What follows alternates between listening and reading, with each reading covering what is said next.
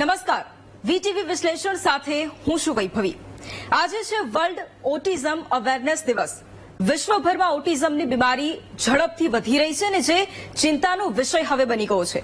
હજુ પણ લોકોમાં કદાચ એટલી જાગૃતતા નથી અને એટલા જ માટે ઓટિઝમની સારવાર અંગે જાગૃતતા લાવવી પણ અત્યારે એટલી જ જરૂરી બની ગઈ છે અને એટલા જ માટે દર વર્ષે 2 એપ્રિલના દિવસે વર્લ્ડ ઓટિઝમ અવેરનેસ દિવસ ઉજવવામાં આવે છે કે જેથી લોકોને આ ડિસઓર્ડર વિશે જાગૃત પણ કરી શકાય। વર્લ્ડ ઓટિઝમ અવેરનેસ ડે એ સંયુક્ત રાષ્ટ્ર એટલે કે યુએન દ્વારા નિયુક્ત 7 સત્તાવાર આરોગ્ય વિશેષ દિવસોમાંનો એક દિવસ અત્યારે માનવામાં આવે છે અને વાર્ષિક ધોરણે આપણે દર વર્ષે તેને મનાવતા પણ હોઈએ છીએ। આ દિવસ વિશ્વભરની ઓટિઝમ સંસ્થાઓને પણ એક સાથે લાવે છે જે ઓટિઝમ બાબતે જાગૃતતા લાવવાના હંમેશાથી પ્રયાસો કરે છે। આ વર્ષે વિશ્વ ઓટિઝમ જાગૃતિ દિવસની થીમ પણ રાખવામાં આવી છે અને એ છે એડવાન્સિંગ neuro diversity and the UN sustainable development goals છે। એટલે કે સૌથી પહેલા ઓગમેન્ટેડ ગ્રાફિક્સના માધ્યમથી આપણે એ સમજીશું કે વર્લ્ડ ઓટિઝમ અવેરનેસ દિવસ કે એ શું છે અને કઈ રીતે તેની અલગ અલગ રીતે ઉજવણી કરવામાં આવતી હોય છે। ગ્રાફિક્સના માધ્યમથી સમજીશું કે જે પ્રમાણે વર્લ્ડ ઓટિઝમ અવેરનેસ દિવસની આપણે ઉજવણી કરીએ છીએ પરંતુ ખરેખર એ ઠરાવ પણ ક્યારે પસાર થયો હતો। દર વર્ષે જેમ મેં આગળ જણાવ્યું એમ કે 2 એપ્રિલના રોજ આ દિવસની આપણે ઉજવણી કરતા હોઈએ છીએ અને ન માત્ર ઉજવણી પરંતુ તેમાં જાગૃતતા કઈ રીતે લાવી શકાય તેને લઈને દરેક સંસ્થાઓ હવે એક સાથે આવી છે। યુએન જનરલ એસેમ્બલીએ એક ઠરાવ પસાર કર્યો હતો અને ત્યારબાદ એ ઠરાવ પર ચર્ચા કરવામાં આવી। 1 નવેમ્બર 2007ના રોજ એ ઠરાવ છે તે પસાર પણ થયો હતો અને ત્યારથી જ આ દિવસની ઉજવણી કરવામાં આવે છે। 18 ડિસેમ્બર 2007ના રોજ ઠરાવનો સ્વીકાર કરવામાં આવ્યો। ઓટિઝમ વિશે કઈ રીતે જાગૃતતા લાવી શકાય તે વિશે પણ એ સમયે વિગતે વાતચીત કરવામાં આવી અને આ ડિસઓર્ડર વિશે જાગૃત કરવાનો હેતુ એ સમયે નક્કી કરવામાં આવ્યો। ઓટિઝમ પ્રત્યે જાગૃતિ લાવવી એટલા માટે ખૂબ જરૂરી છે કારણ કે હજુ પણ તેના કેસ દિવસે ને દિવસે વધી રહ્યા છે અને એના જ માટે જન જાગૃતિ ઝુંબેશ પણ દર વર્ષે ચાલતી હોય છે। ન માત્ર આ દિવસે પરંતુ વર્ષ દરમિયાન પણ અલગ અલગ રીતે લોકોને જાગૃત કરવા માટેના પ્રયત્નો થતા હોય છે।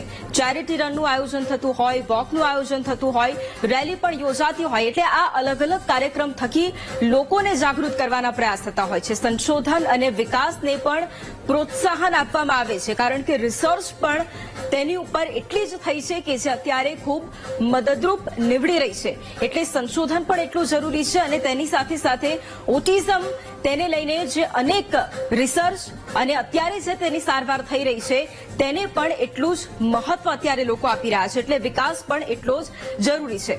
હવે ઓટિઝમ વિશે પણ આપણે ડિટેલમાં સમજીએ કારણ કે ભારતમાં વધતા જતા કેસો એ પણ અત્યારે ચિંતાજનક છે। કેટલીક સમસ્યા એવી હોય છે જે બાળકોને નાનપણથી જ પરેશાન કરતી હોય છે। ઓટિઝમ સ્પેક્ટ્રમ ડિસઓર્ડર એ વિકાસ સંબંધી ડિસઓર્ડર છે જે બાળકો વધારે હાઈપર, બોલતા ન શીખે, બહાર કંઈક ફેંકી આવે એવા લક્ષણો ધરાવતા હોય તેવા બાળકોમાં આ ઓટિઝમ રોગ હોઈ શકે છે।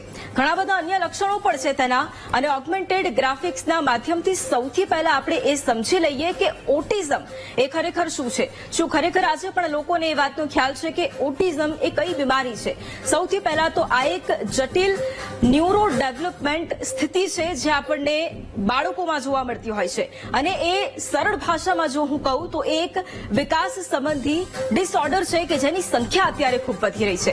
સામાન્ય રીતે જે બાળકો હોય છે તેમના કરતા થોડું અલગ વર્તન જે ઓટિઝમના લક્ષણો ધરાવતા જે બાળકો હોય છે તેમાં આપણને જોવા મળતા હોય છે। માનસિક ક્ષતિગ્રસ્ત કે પછી માનસિક દિવ્યાંગતા આ રોગ નથી કારણ કે સૌથી પહેલા એ બાબત સમજવી જરૂરી છે કે આપણે ઘણા બધા લોકો એવા હશે કે જે માનસિક રોગ આને માની બેઠા છે જે માનસિક રોગમાં આ સમાવેશ નથી થતો। ભારતમાં લગભગ 18 મિલિયનથી પણ વધારે બાળકો છે કે જે ઓટિઝમથી પીડિત છે અને આ સંખ્યા અત્યારે દિવસે ને દિવસે સતત વધી રહી છે। આમાં ઘટાડો નથી થઈ રહ્યો પરંતુ આ વધી રહી છે જે અત્યારે ચિંતાનો વિષય બન્યો છે। અને હવે સૌથી મહત્વની બાબત એ છે કે ઓટિઝમના લક્ષણો સમજવા કારણ કે એ લક્ષણો પણ એટલા જ જરૂરી છે। એવું પણ કહેવાય છે કે આ રોગના લક્ષણો વહેલા નથી દેખાતા। જો કોઈ 2 થી 3 વર્ષનું બાળક હોય તો તેનામાં આ રોગના લક્ષણો જલ્દી નથી જોવા મળતા। એટલે હવે ગ્રાફિક્સના માધ્યમથી લક્ષણો પણ સમજી લઈએ. એ સામાન્ય લક્ષણો કે જે એક વ્યક્તિ જ્યારે જોવે છે, તેના બાળકોની અંદર માતા પિતા જોવે છે, ત્યારે તેમને કદાચ એ વાતનો ખ્યાલ આવી જાય કે તેમનું જે બાળક છે તે ઓટિઝમથી પીડિત છે. એટલે એ પણ લક્ષણો આપણે સમજી લઈશું ગ્રાફિક્સના માધ્યમથી. લક્ષણોમાં સૌથી પહેલા એ વાત છે કે તેઓ જલ્દી વાતચીત નથી કરી શકતા. જે ઓટિઝમ પીડિત જે બાળકો છે તેમનામાં આ એક સૌથી પહેલું લક્ષણ જોવા મળતું હોય છે. તેમને બોલવામાં પણ તકલીફ થતી હોય છે, એટલું ખુલીને કદાચ તેઓ વાતચીત નથી કરી શકતા, અને તે પણ એક સૌથી મહત્વનું લક્ષણ કે જે ક્યારેય આપણે જોઈએ છે તો એ જાણવું ખૂબ જરૂરી બને છે. બીજી તરફ સમવયના જે બાળકો છે તેમની સાથે રમવામાં તેમને મુશ્કેલી થતી હોય છે. એટલે જે બાળકો તેમની ઉંમરના હોય છે તેમની સાથે તેઓ એટલા ભળીને નથી રમી શકતા.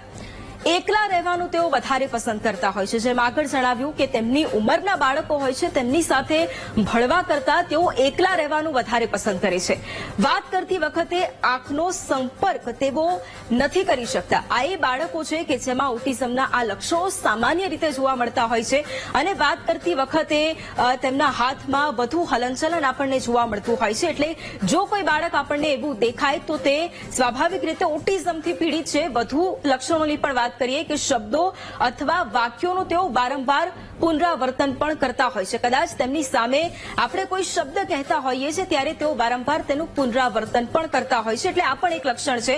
કલાકો સુધી એક જ જગ્યાએ તેઓ ચૂપચાપ બેસી રહેતા હોય છે. એકલતા પસંદ હોય છે અને તેની સાથે સાથે એક જ જગ્યાએ ચૂપચાપ તેઓ બેસી પણ રહેતા હોય છે. એટલે આ પણ એક લક્ષણ છે કે જે સમજવું અને જાણવું ખૂબ જરૂરી છે. ઓટિઝમના આ લક્ષણો છે. હવે માતા પિતા માટે પણ અહીંયા ખૂબ મહત્વપૂર્ણ વાત છે, કારણ કે માતા પિતા માટે આ પરિસ્થિતિમાં સકારાત્મકતા એટલી જ જરૂરી છે. આ પરિસ્થિતિમાં માતા પિતા શું કરી શકે તે પણ આપણે સમજી લઈએ, કારણ કે બાળકોના રૂટીનમાં અમુક પરિવર્તનો લાવવા પણ આ સમયમાં ખૂબ જરૂરી હોય છે. ગ્રાફિક્સના માધ્યમથી એ પરિવર્તનો વિશે પણ સમજવું છે, પરંતુ એ પહેલા માતા પિતા શું કરી શકે આ સમયગાળા દરમિયાન ખાસ એ સમજી લઈએ. સૌથી પહેલા ધીરજ રાખવી આ સમયગાળામાં ખૂબ જરૂરી છે, અને બીજી તરફ સકારાત્મકતા રાખવી ખૂબ જરૂરી છે. બીજી તરફ એક દિનચર્યા સ્થાપિત કરવાની જરૂર છે. જે બાળકો છે તેમને એક દિનચર્યા, જે એક કન્ટિન્યુ એક લેવલ હોય છે દિનચર્યાનું, તેમને ખૂબ પસંદ હોય છે. એટલે દિનચર્યા એક સ્થાપિત કરવાની અહીંયા ખૂબ જરૂરિયાત છે. સામાજિક કૌશલ્યોને પ્રોત્સાહન આપવાની અહીંયા ખૂબ જરૂરિયાત છે. બાળક છે તેને પ્રોત્સાહિત કરવું આ સમયગાળામાં એટલું જ જરૂરી છે. સકારાત્મકતા અને બાળકને પ્રોત્સાહિત કરવું એ મા બાપે એ વાતનું ધ્યાન રાખવું ખૂબ જરૂરી છે. અને તમારા પોતાના માટે પણ અને બાળક માટે પણ સમય લેવાની એટલી જ જરૂરિયાત છે. કારણ કે જો બાળક અને માતા પિતા જ્યારે એક સમય સાથે વિતાવશે અને આ જે તકલીફ છે, આ જે બીમારી છે, તેમાં એક સમય સાથે રહીને જો તેની ઉપર કામ કરવામાં આવે તો સ્વાભાવિક રીતે આ બીમારીમાંથી બહાર પણ નીકળી શકાય છે. કારણ કે ઘણા બધા રિસર્ચ થયા છે અને એ રિસર્ચની અંદર એ સામે આવ્યું છે કે ઓટિઝમમાંથી બાળક સામાન્ય પણ થઈ શકે છે. ઘણા ખરા અંશે કેટલાય કેસો એવા આવ્યા છે કે જેમાં બાળક સામાન્ય પણ થયું છે. આધુનિકતાના જમાનામાં હવે લગભગ તમામ સારવાર મોટે ભાગે ઉપલબ્ધ હોય છે, અને ઓટિઝમની પણ સારવાર શક્ય છે, અને તે સારવાર વિશે આપણે આગળ પણ વાત કરવાની છે. પરંતુ એ પહેલા સામાન્ય બાબતો એવી છે કે જેનું ધ્યાન રાખવું આપણે ખૂબ જરૂરી છે. એટલે ગ્રાફિક્સના માધ્યમથી એ કઈ બાબતો છે તેના વિશે પણ આપણે સમજી લઈએ, તેના વિશે પણ આપણે જાણી લઈએ. ઓટિઝમની જે અસરકારક સારવાર છે તે અત્યારે ખૂબ શક્ય બની છે. સારવાર એટલે કે અત્યારે જેમ રિસર્ચ ખૂબ થયા છે, અને પહેલા એક સમયગાળો એવો હતો કે કદાચ ઓટિઝમ નામ સાંભળતા જ કદાચ લોકોના મનમાં એક ડર આવે, પરંતુ હવે એ સારવાર શક્ય બની છે. નિયમિત દવા અને સૂચિત ખાનપાન પણ એટલું જ જરૂરી છે. કાર્યશૈલી પણ અહીંયા એટલી જ મહત્વની છે. એટલે નિયમિત દવા બાળકો માટે અને જે એક સૂચિત ખાનપાન હોય તેની પણ વ્યવસ્થા હોવી જોઈએ. શારીરિક કસરતનું પ્રમાણ પણ બાળકો માટે વધારવું એટલું જ જરૂરી છે, કારણ કે ફિઝિકલ એક્સરસાઇઝ પણ બાળકો માટે આ સમયગાળા દરમિયાન એટલી જ જરૂરી છે. દૂધ કે તેની બનાવટવાળું જે કોઈ પણ પ્રકારનો ખોરાક હોય તે આ સમયગાળાની અંદર ટાળવો જરૂરી છે, અને તેની સૂચના પણ ઘણી વખતે દરેક મા બાપને તેના વિશે જણાવવામાં આવતું હોય છે. એટલે આ બાબતો એવી છે સામાન્ય કે જે આપણે ઘરમાં જ તેનું ધ્યાન રાખી શકીએ છીએ. બાળક માટે વધારે સારું છે. અને ઓટિઝમ એક પ્રકારનો જે રોગ છે, સામાન્ય રીતે આપણે જોતા હોઈએ છીએ કે તે વહેલો બહાર નથી આવતો, અને એમાં પણ જે નાના બાળકો હોય છે તેમાં કદાચ એટલું જલ્દી આપણને ખ્યાલ નથી આવતો. વાદળી રંગને ઓટિઝમનું પ્રતીક અહીંયા માનવામાં આવે છે એટલા માટે કારણ કે દર વર્ષે આ દિવસે જે મુખ્ય ઐતિહાસિક જે ઇમારતો છે કે જે સમગ્ર દુનિયાની અંદર ખૂબ ફેમસ છે, લોકો ખૂબ તેમને પસંદ કરે છે, તમામ ઇમારતો છે કે જેને વાદળી રોશનીથી શણગારવામાં આવે છે અને એ જે ઇમારતો છે હવે તે પણ આપણે જોઈશું, એલઈડીના માધ્યમથી જોઈશું કે કઈ કઈ ઇમારતો છે કે જેને વાદળી રંગથી સજાવવામાં આવતી હોય છે. સૌથી પહેલા પેરિસનું એફિલ ટાવર છે કે જે ઓટિઝમ અવેરનેસ દિવસ પર આપણને વાદળી રંગમાં દેખાય છે. ક્રાઇસ્ટ ધ રિડીમર બ્રાઝિલમાં આવેલું આ સ્ટેચ્યુ છે તે પણ આપણને વાદળી રંગમાં દેખાતું હોય છે. આ એ પ્રતીક છે કે જે ઓટિઝમની બીમારી વધી રહી છે તેમાં અવેરનેસ કઈ રીતે લાવી શકાય તેના માટે જ્યારે પણ આ દિવસની ઉજવણી થતી હોય છે ત્યારે આપણને આ તમામ ઇમારતો વાદળી કલરમાં દેખાતી હોય છે. ધ ગ્રેટ બુદ્ધાનું જે સ્ટેચ્યુ જે જાપાનમાં આવેલું છે ત્યાં પણ આપણને વાદળી કલર દેખાતો હોય છે અને નાયગ્રા ફોલ જે ખૂબ ફેમસ છે કેનેડાની અંદર ત્યાં પણ આપણને વાદળી કલર જોવા મળતો હોય છે. આ તમામ ઐતિહાસિક ઇમારતો છે.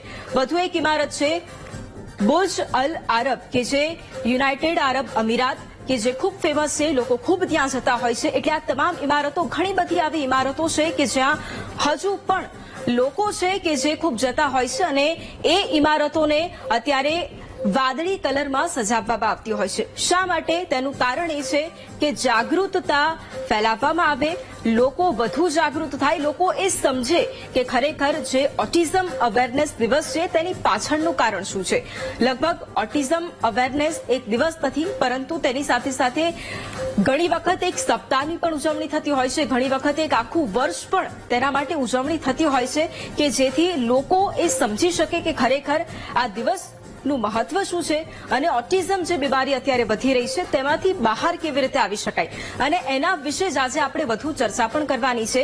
કારણ કે ઓટિઝમ વિશે તો સમજ્યું, ઓટિઝમમાં સામાન્ય રીતે કઈ બાબતોનું ધ્યાન રાખવું જોઈએ એ તો સમજ્યું, પરંતુ અમુક ટેકનિકલ બાબતો એવી છે કે જે અત્યારે સમજવી ખૂબ જરૂરી છે અને એ ચર્ચા કરવા માટે આપણી સાથે અત્યારે જોડાયા છે જાણીતા હોમિયોપેથી ડોક્ટર કેતનભાઈ પટેલ આપણી સાથે જોડાયા છે. ડોક્ટર કેતન, સૌથી પહેલા તો સ્વાગત છે આપનું વીટીવી ન્યૂઝમાં.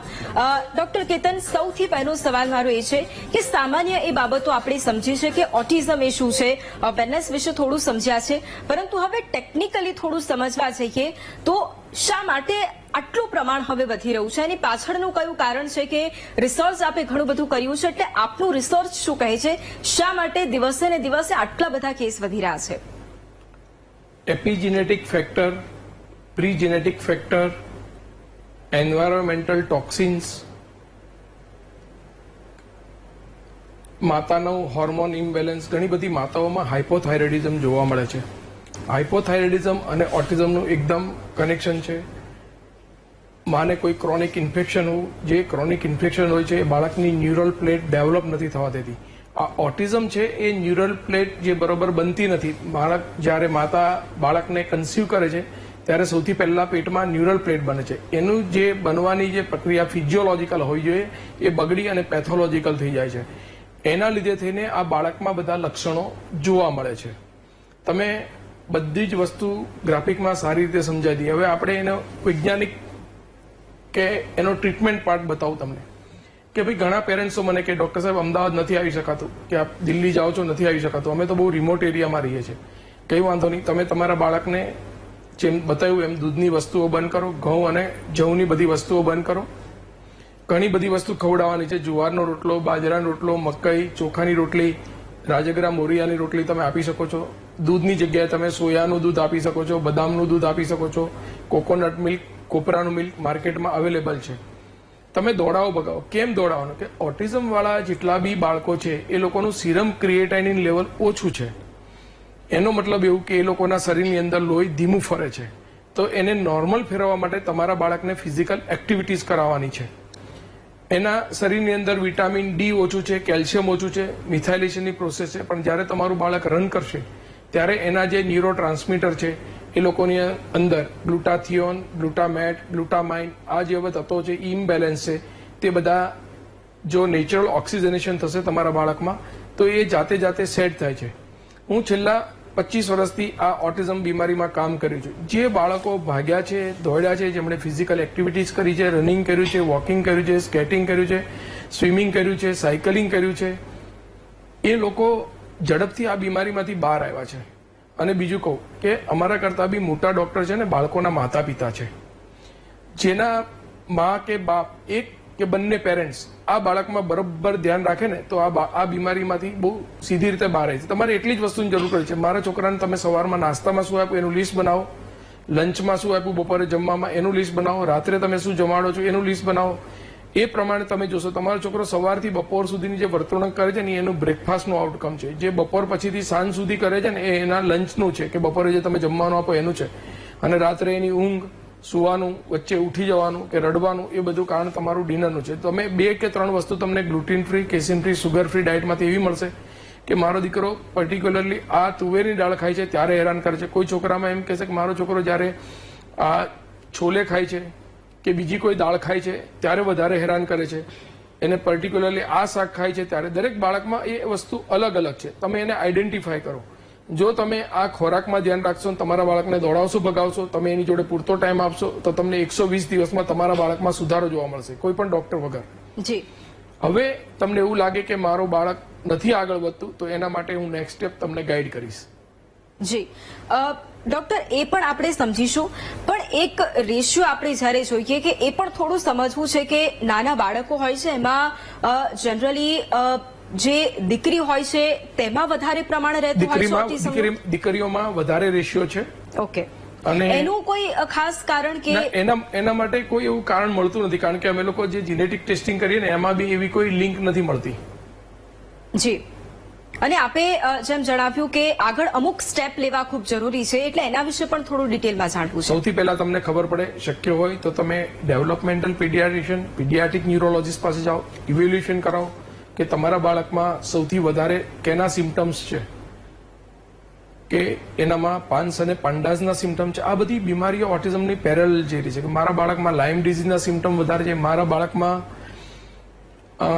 હાઈ મેલ હોર્મોનના સિમ્ટમ્સ વધારે છે, મારા બાળકમાં લીકી ગટ સિન્ડ્રોમના વધારે સિમ્ટમ છે, મારા બાળકમાં ઇન્ફ્લામેશન ઓફ બ્રેઇનના સિમ્ટમ છે, કે આમાં કોઈ પણ આ 5 વસ્તુ કીધી એનું કોઈ પણ કોમ્બિનેશન છે.